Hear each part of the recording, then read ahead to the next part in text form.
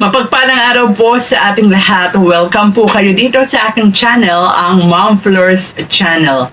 For today's reaction video, ipag-uusapan po natin ang parang ang ingay ngayon nitong Dandit at Danjoy. Kayo ba pabor mga kalingap na magkaroon ng love triangle sa kalingap? Kasi madaming, kung titignan ninyo, ang dami ring nag-a-approve ng Danjoy. And of course, established na ang Dandit. Kasi nag-start yan nung nag-bonding ang mga Kalingap Angels batch 1 sa isang resort. Nagkataong parehong walang partner si Kalingap Dan at saka si Joy Diwata.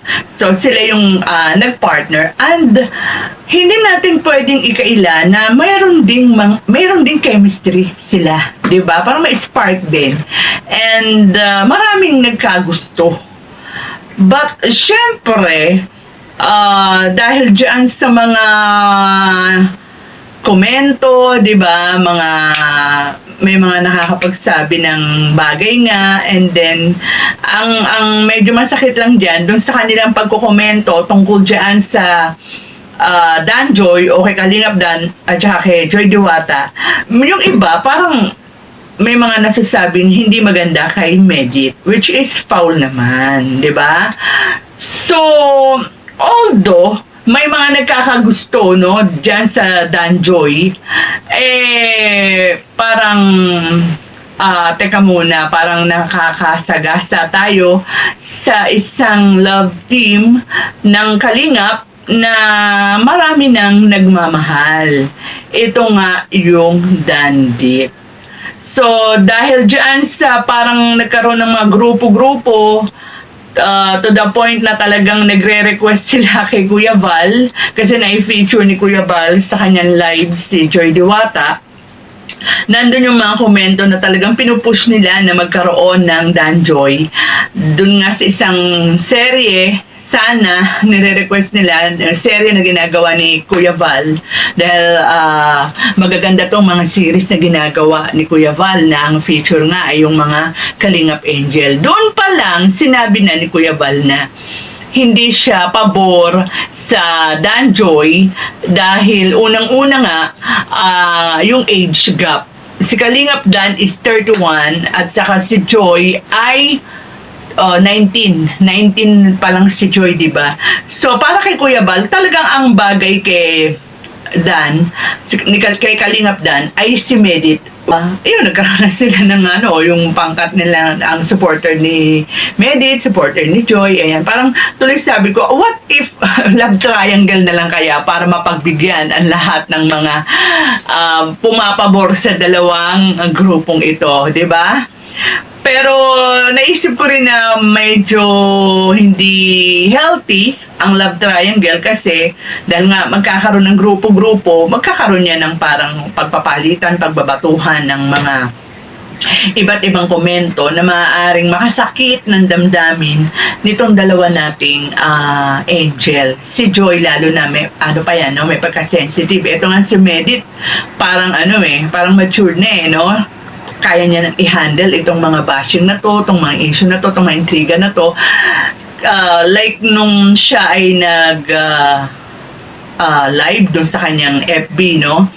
Actually, by the way, si Medit po ay nasa bakasyon pa rin, kung hindi ako nagkakamali, nag-i-enjoy pa sa kanyang bakasyon, at ang gaganda ng kanyang mga i-share sa atin, no? Sa mga lugar na kanyang napupuntahan. So, sabi ko nga kanina, nung napanood ko si Medit doon sa kanyang FB live, napakaganda ng kanyang disposisyon, ng kanyang mga pananaw. Sabi nga niya, no, pinapayuhan niya yung kanyang mga supporters na wag pansinin, no, yung mga komento tungkol sa kanya, sa mga issue. Kasi ang sabi nga niya, hindi siya maaapektuhan kasi alam niya ang totoo. Ayan, di ba? So, coming from your idol o yung sinusuportahan nyo, sana ganun na lang din. Alam naman natin yung totoo at saka yung kay Kalingap Dan at saka kay Joy, nagkataon kasi na wala silang partner doon. Hindi ibig sabihin naman ay inaagaw na. Kasi yun yung mga term na nababasa natin, ano, walang agawang nangyayari. No? So, ayan isa pa sa, mabalik ko lang doon sa live ni Medit, no? Isa pa sa magandang sinabi doon ni Medit is, magtiwala tayo kay Kalingap Rab. Sabi niya, si Kalingap Rab. So, ayun, talagang 100% ang tiwala ni Medit kay Kalingap Rab. So, kaya, at ang sabi ko nga, nakakahanga-hanga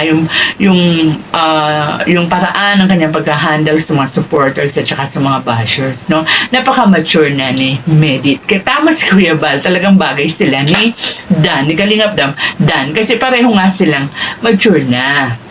Mature na sila kung mag-isip. Si Kalingap Dan nga rin, nung nag-live siya, no, na sa kanyang channel, nabanggit din niya sa kanilang supporter na wag namang mag-overthink. Though natutuwa rin siya kasi may mga grupo rin na parang nagpo-push at saka sa Danjoy.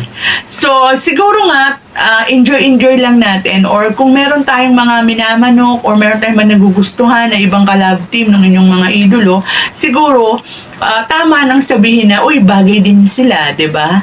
And hangaan na lang natin, iwasan na lang natin magbibigay ng hindi mga magagandang komento. Kasi syempre, kung ano yung ayaw nyong gagawin o sasabihin doon sa mga idolo ninyo o sa sinusuportahan ninyo, huwag nyo rin gagawin doon sa ibang mga Kalingap Angel o doon sa mga love team ng Kalingap, 'di ba?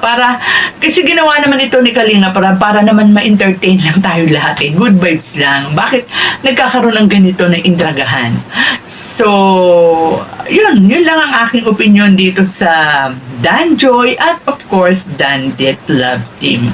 So, with that mga Kalingap, hanggang dito na lang po muna ang ating kwentuhan. Patuloy po nating suportahan founder ng Kalingap, Kuya Val Santos Matubang, Ate Edna Vlogs, Kalingap Rob of course, yung mga Kalingap, diba? Lahat ng mga Kalingap.